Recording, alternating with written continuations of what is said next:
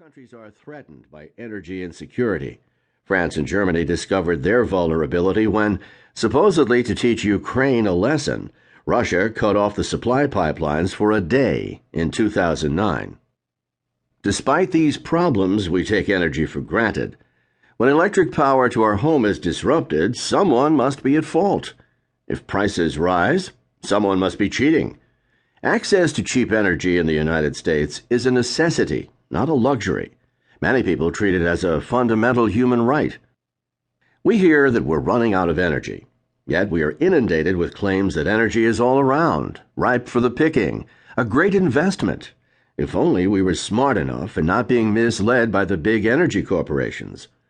There is energy in sunlight, in ocean water, in wind, in the heat that seeps slowly out of the deep earth. We are told that our dependence on fossil fuels is really just an addiction, manipulated by drug pushers known as oil companies. We need energy, but we are profligate with the energy we have. Large lecture halls at UC Berkeley, where I teach, use artificial lighting, even in midday. We overheat buildings in winter and overcool them in summer, and it feels luxurious to do so. Energy conservation has a bad name, associated with underpowered automobiles, harsh fluorescent lighting, and having to wear sweaters in our own living rooms. Energy is at the heart of our national security, both military and economic, and it is central to the decisions made not only by presidents but also by citizens. Yet energy is abstract and mysterious. Physics books define it as the ability to do work, but that doesn't help unless you understand the technical definitions of ability and work, and those turn out to be equally abstract. We are told to conserve energy, but physicists tell us that conservation of energy is not a choice, but a law of nature. Energy can be very confusing. What does a future president really need to know about it? When you become president, can't you simply let your Secretary of Energy or your science advisor handle the energy issues? If only it could be that simple. Imagine the following two plausible scenarios. Your science advisor extols the virtues of solar power, at the same time that your economic advisor frets about the demise of the U.S. automobile industry, and your Secretary of State is desperate about a revolution taking place in an oil-rich country like Saudi Arabia or Iran. Knowledge about energy is key for tackling all of these questions. Your Secretary of Energy thinks that the nuclear reactor disaster at Fukushima was so horrible that it should be the death knell of nuclear power. But your science advisor says there is no tsunami danger in the United States.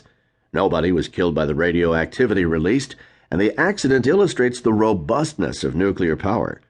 You have to balance the advice and make the decision, but reconciling the disagreement seems impossible.